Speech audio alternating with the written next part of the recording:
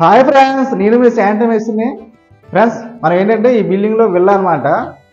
ఈ విల్లాలో మనం sand work అయితే చేయాలి. సో కొంతమంది సబ్స్క్రైబర్లు ఏంటంటే మనకి సంగం స్లాబ్ గురించి కొంచెం ఎక్స్ప్లెయిన్ చేయండి అన్న అని అనడం అయితే మనకు జరిగింది. సో ఆ కామెంట్ని ఆధారంగా చేసుకొని ఈ వీడియో అయితే సంగం స్లాబ్ గురించి ఎక్స్ప్లెయిన్ చేస్తున్నాను మీకు. అలాగే మనకి ఈ బిల్డింగ్లో మనం శాండ్ చేయాల్సి వస్తుంది. సో ఇలాంటి మనకు 7 విల్లాలు ఉన్నాయి. ఇక్కడ విల్లా అనొచ్చు, లేదా డూప్లెక్స్ బిల్డింగ్ కూడా అనొచ్చు. ఈ బిల్డింగ్ని చూపిస్తాను మీకు సంగం స్లాబ్ ఎలా ఉంటుందా అని. అది సరిగ్గా చేయకపోతే అది చాలా ఇబ్బంది అనమాట. బయట పెయింటింగ్ పాడైపోవడం, అలాగే లీకేజ్లు ఎక్కువగా అవడం. నేను ఆల్రెడీగా ఒక నెల క్రితం ఒక బిల్డింగ్ చూస్తాకి వెళ్ళానండి. ఆ బిల్డింగ్ సంగం స్లాబ్లే, గ్రూప్ హౌస్ అనమాట. అంటే 8 ఫ్లాట్లు బిల్డింగ్ వచ్చి, ఆ బిల్డింగ్లో ఏంటంటే వాళ్ళ పాపం జాగ్రత్త లేకపోవడం వల్ల ఎక్కడ మొత్తం సంగం స్లాబ్ కూడా లీక్ అయిపోయి, సో వాళ్ళు ఏంటంటే ఎలక్ట్రిషియన్ అలాగే ప్లంబింగ్ శానిటరీ వర్క్ చేసినమాట. వాళ్ళని పైప్ వేసేసారు. ఇన్ని కానీ బిల్డర్ గారు ఏం చేశారంటే టాప్ మేస్ గారితో బిజెన్ పూర్పించారనమాట. సో అలా చేస్తే అవ్వదనమాట. సంగం స్లాబ్ అనేది ఒక పర్ఫెక్ట్ మెథడ్ అనేది ఉంటుందన్నమాట. ఆ మెథడ్ మనం ఫాలో అవ్వాలి. ఫాలో అవ్వకపోతే మటుకి చాలా కష్టాలే. పర్ఫెక్ట్ మెథడ్ అనేది మీకు ఇప్పుడు ఎక్స్ప్లెయిన్ చేస్తానండి. సో వర్క్ అయితే ఇక్కడ ఏం చేయలేదు.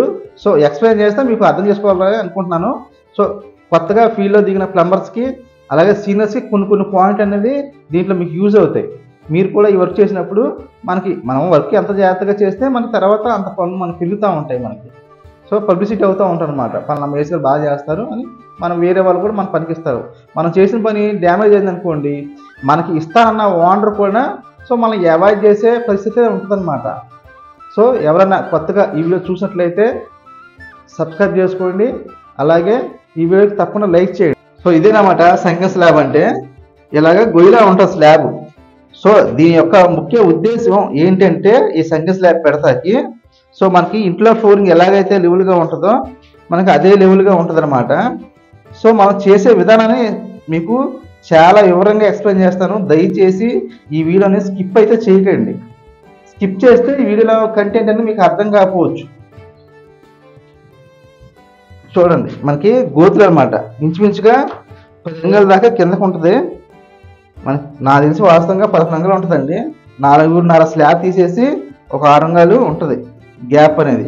అంటే ఈ స్లాబ్కి ఈ కింద స్లాబ్కి మధ్యాహ్న కనీసం 6 అంగుళాల గ్యాప్ ఉన్న చూస్తారు. దీన్ని ఏం చేయాలంటే ఫ్రెండ్స్, మనం గుర్తుంచుకోండి, ఈ సంగం స్లాబ్లు మనం అనుకుంటే కనుక ప్రాపర్ ప్లానింగ్ మన స్లాబ్ వేసేటప్పుడే ఖచ్చితంగా శానిటరీ మేస్త్రి లేదా ప్లంబింగ్ మేస్త్రి ఆ వర్క్ ఎవరైనా చేస్తే ఆ స్లాబ్ నుంచే మనం దగ్గర పెట్టుకోవాలండి. దగ్గర పెట్టుకున్నప్పుడు మనం స్లాబ్ వేసేటప్పుడు మనకి ఈ బీమ్ పోస్తారు. అవుట్ సైడ్ బీమ్ అనమాట. అది కిటికీ. ఆ బీమ్ పోసేటప్పుడే మనకి 6 అంగుళాల పైపు ముక్కలు పెట్టేసుకోవాలి. లేదా కనీసం సెంటర్లో ఇటుక రాళ్ళతో అయినా మనకి 4 అంగుళాల పైపు ఒకటి రావాలి. అలాగే వేస్ట్ వాటర్ మనం 2.5 వాడతాం కాబట్టి 2.5 పైపు ఒకటి రావాలి. అలాగే మనకి లీకేజ్ పైప్ కూడా కంపల్సరీ కావాలి. దీంట్లో లీకేజ్ పైప్ అనేది కంపల్సరీ కావాలి. సో అలాగే 3 పైపులు అనేది మనకి ప్లేస్మెంట్ కావాలన్నమాట. అంటే ఒక అడుగు ఇటుకలతో మధ్యాహ్నం సెంటర్లో పెట్టేసుకోవాలి. స్లాబ్ పూసేటప్పుడు ఇటుక ముక్కలతో పిచ్చేసుకుంటే మనకి స్లాబ్ మనకి వర్క్ వచ్చినప్పుడు ఆ ఇటుకలను కొట్టుకొని మనం పైపులు బయట పెట్టుకుంటాం. లేదా మరి స్లాబ్ పోసేసామండి, మనం బిజ్జలు పెట్టాల. సో ఈ బిల్డింగ్ కూడా అదే సిచ్యువేషన్ అనమాట. ఇక్కడ కూడా వీళ్ళకి ఏంటంటే అబ్జర్వేషన్ లేక ఈ సంగం స్లాబ్లో రాళ్ళు అనేది పెట్టలేదు. టాప్ మేస్త్రి అనేది ముందు చెప్పుకోవాలి. సో మనం ఇలా చెప్పలేదు. ఎవరి పని వాళ్ళు అనుకుంటే మరి పని ఇలాగే ఉంటుంది. సో ఇప్పుడు మనం ఏం చేసాం, ఈ సెంటర్లో పెద్ద మిషన్తో స్లాబ్లు కొట్టే మిషన్తో అయితే మనం బ్రిడ్జ్ వేయాల్సి ఉంటుంది. లేదనుకోండి ఇంకో రకం ఉంది, మన కోరింగ్ మిషన్ ఉంటాయి. ఆ కోరింగ్ మిషన్తో 4 అంగుళాలకి బ్రిడ్జ్ వేసుకోవాలి. అలాగే 2.5కి ఒక పాయింట్ బ్రిడ్జ్ వేసుకోవాలి. లీకేజ్ పైప్కి మనకి దిగువ చేయన స్లాబ్ను చూసుకోవాలి. మనకి ఏంటంటే ఇక్కడ ఏంటంటే పడమర నుంచి తూర్పుకి సో ఆగ్నేయ మూల బయటకు వెళ్తుంది అనమాట లీకేజ్ పైప్ అనేది. అక్కడికి మనం వాటర్ చేసుకొని అక్కడ పైప్ సెట్ చేసుకొని ఆ లీకేజ్ పైప్ని కూడా మనకు ఒక లైన్ వేసుకోవాలి. లేదా ముక్క వదిలేసుకోవచ్చు. మనకి బిల్డింగ్కి అవతల ప్లేస్ ఉంటే ఆ వదిలేసుకోవచ్చు. లేదా మనం వేస్ట్ వాటర్ లైన్ కూడా కలుపుకోవచ్చు. ఆ విధానం కూడా మీకు ఫ్యూచర్లో చెప్తాను ఎలా ఏంటి అనేది. సో మరి ఇలా చేసుకున్న అలాగా మనం పైపులు పెట్టుకున్న తర్వాత వాటిని ప్యాక్ చేసేసుకోవాలి. కప్లింగ్ అనేది లోన పెట్టుకొని ప్యాక్ చేసుకోవాలి శుభ్రంగా. GP2 కెమికల్తో ప్యాక్ చేసుకుంటే మంచిదండి. లిక్విడ్లో అన్ని గట్టిగా వాడాలి.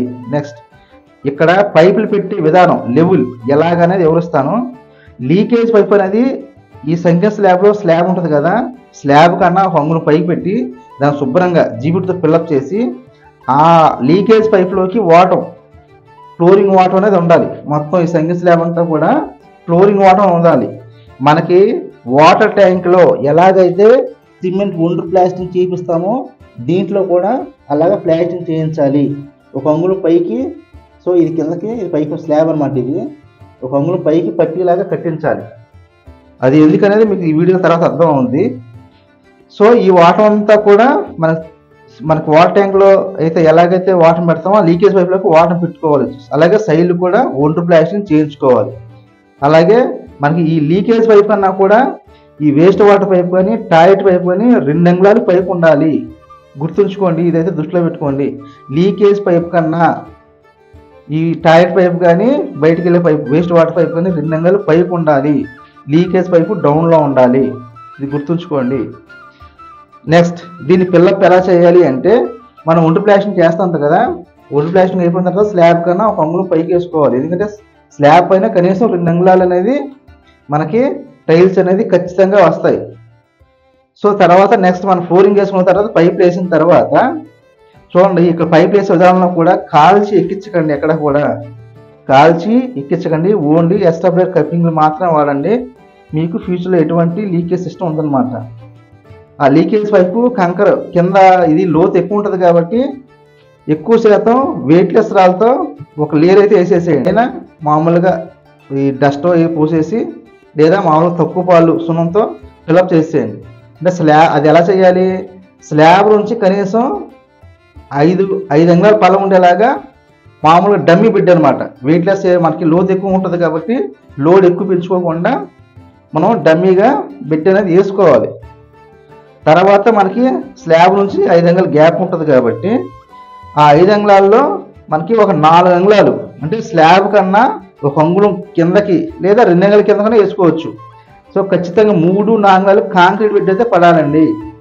కాంక్రీట్ బెడ్ ఎలా ఉండాలి అంటే దానికి కూడా మీకు చెప్తున్నానండి.